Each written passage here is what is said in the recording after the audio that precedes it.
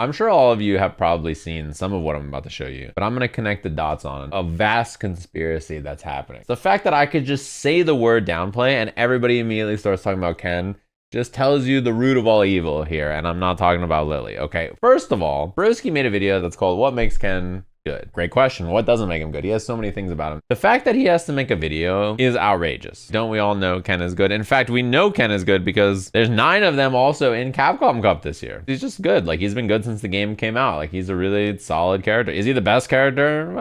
I don't know if he's been the best character in any version of the game, but he's clearly a very good character, right? He's strong. The downplay around him, the propaganda from Phenom and company is so powerful around him that I think people talk about him like he's even better than he actually is. The character has generated more hate by people trying to downplay him than if they had just been like, yeah, he's good. They have downplayed the character so much that they create posts like this where Ryan Hart, who's been playing fighting games for forever, says, I'm considering dropping Ken. Nobody respects him at all. All his wins mean nothing because people feel like he's overpowered. Pretty funny tweet. This has been happening for forever. When I was playing fighting games like back in 2013, I was playing Injustice, I was playing a character who was bad. The whole time I was playing this bad character, people would be like, nah man, he has so much potential. The players just aren't good enough. He could be so good. And I was like, all right, fair enough. Then I just like picked a character who is like undoubtedly top 5, and instantly I could just win against players that I was close to like beating before, or like players that I was even with. I would just like have a better win record against them. Immediately people were just like, man, this character's busted. So it went from like,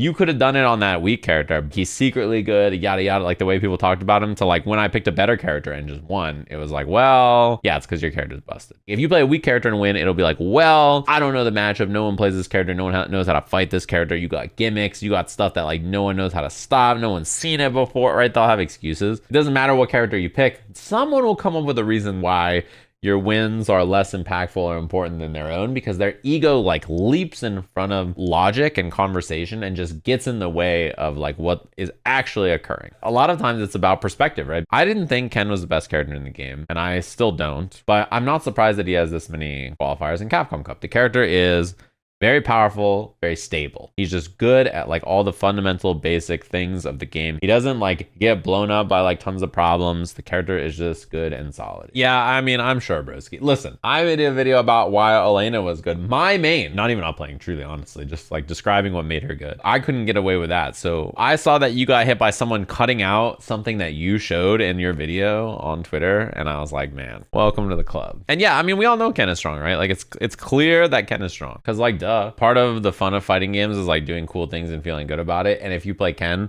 people are gonna be like, bro, you did something sick with Ken, all right man, whatever you say, this character is stupid. Whereas like if you do something sick with Aki, not to start an agenda, but people are gonna be like, wow, neat. See, I told you guys this character was nonsense. Like, you know, she just does fireball driver. She's so broken. This part of this will plague you no matter what level of play you're at, no matter how long you play fighting games. I promise. If you play any level of character, like it doesn't matter if your character is really popular, it'll be like, yeah, you play this popular character. Everybody who plays this character sucks. Play some character who's less common. They'll say that you only win because no one knows the matchup. You're lucky that no one plays this character, or I would know how to stop you. If you play a character that's mid-tier, they'll be like, I know this character is secretly top tier, just everybody doesn't know. If you play a character that's weaker, people will be like, this character doesn't actually suck, this character is actually good. No matter what you do, people will come up with a way to diminish your wins and pump themselves up and try to protect and defend their ego. Why do the Ken players downplay Ken? They don't want their wins to feel slighted, so they need Ken to not be perceived as powerful as other people think. They have to downplay Ken to like fight that, right? And then like, why do people talk about Ken that way? Well, because they lose to him and the character's good, so they have to fight and they have to be like, no, Ken is so good. And then there's some people who are just like blatantly spewing propaganda like Phenom, right? Not necessarily that the devs will 100% listen,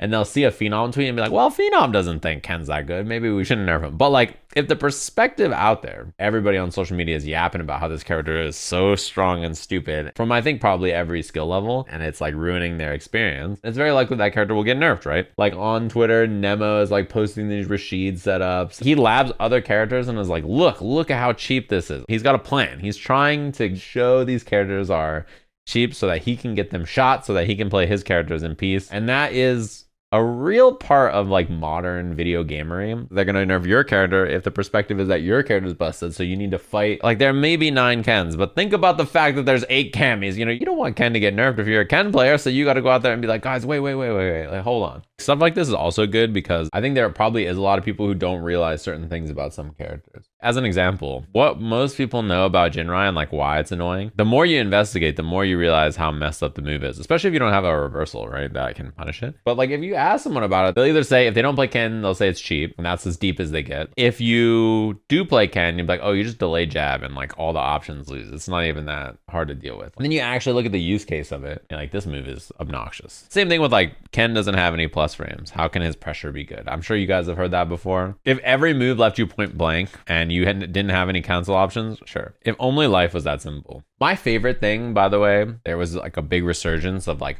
post your favorite Street Fighter 5 clip. And so many of the clips are like, yeah, man, I'm so sick of playing Street Fighter 6 and getting blown up in neutral by some bullshit. Anyway, here's my favorite Street Fighter 5 clip. And it's like Urien does crouching medium kick V-trigger, mixes someone and like 2-taps them. And I'm like, oh, wait, hold on. Is this like flirting versus harassment? Like we're all mad about crouching medium kick drive rush and I just watched this Urien crouching medium kick Aegis. And I was doing it. Like, listen, I played Urien, so I was doing that to people. Every Street Fighter 5 clip that they post is just like them 2-tapping someone with a V-trigger. And they're like, yeah. And I'm just like, we really are truly doing the same things to each other that we did back then, just now, you know, I don't know. This depends on whether you like a character in the game, you like the game, you like the way it looks. If you love a game or a character in a game enough to keep playing it, it's far easier to tolerate the nonsense in it than if you don't like the game. Getting 2-tapped in a game you like is like, oh, they did something sick, versus getting 2-tapped in a game you don't like is like, bro, I'm dead from this. This bad game lets you kill me in 2 hits like that. You know, it's like a lot of it is perspective, I think. The important thing is like, if you don't like a game, whether it's the old one or the new one or some other one or something else, like some different style of game, you got to get your eyeballs and brain away from it. If you just engage with a game that you dislike constantly all the time, always, you're just not going to be happy.